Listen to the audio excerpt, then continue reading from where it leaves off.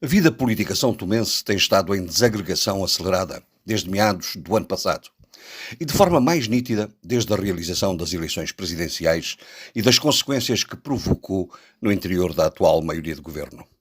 Essa desagregação, convém que fique claro, não resulta das dinâmicas da oposição partidária, nem sequer de qualquer fratura provocada por posições que tenha tomado. A que se conhece foi a exigência de demissão do Primeiro-Ministro em meados do ano passado, pelas imputações foram formuladas ao Ministro da Defesa. Não.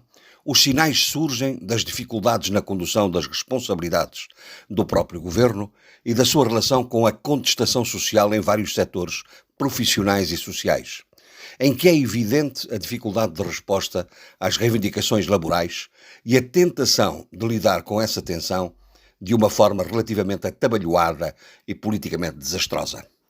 O Ministro da Saúde apresentou a sua demissão, irreversível, segundo diz, juntando-se aos seus ex-colegas da Defesa Nacional e da Economia e Finanças, e sem que isso constitua razão bastante para que o Primeiro-Ministro cumpra, e depende da sua vontade, é certo, a sua promessa de proceder à remodelação do governo a quando do afastamento do Ministro Óscar de Sousa e a quem eram imputadas intenções de provocar um golpe de Estado, matéria sobre a qual se continua a aguardar resultados das investigações. O pedido de demissão do Ministro da Saúde era inevitável.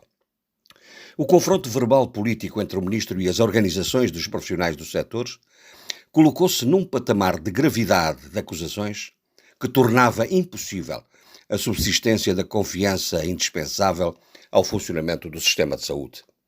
O que está em causa é a responsabilidade e a culpa pelo estado da saúde em São Tomé e Príncipe, dos seus recursos e meios operacionais e também da sua relação com o exercício profissional no atendimento dos doentes.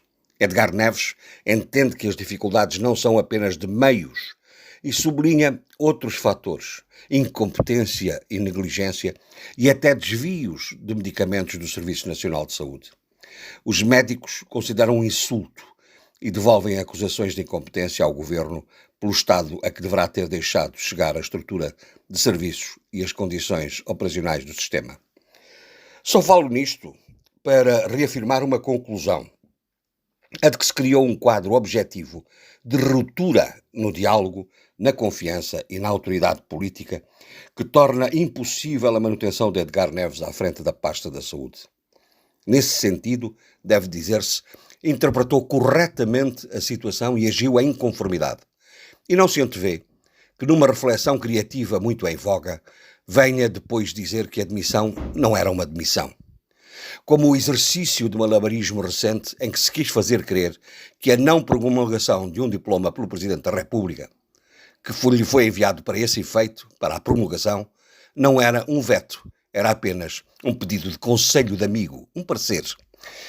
Numa economia fortemente dependente da ajuda externa, com uma capacidade orçamental limitada e um regime retributivo da função pública muito frágil, dificilmente se consegue acolher as reivindicações, legítimas certamente, dos vários setores da administração pública e responder às ameaças de contestação.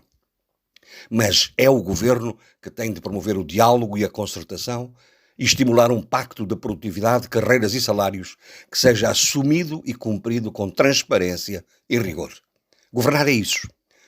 Fica uma dúvida, retórica, claro. Será que é agora que Jorge Bom Jesus aproveita para satisfazer o pedido do presidente Carlos Villanova, formulado em novembro, para agilizar a remodelação governamental?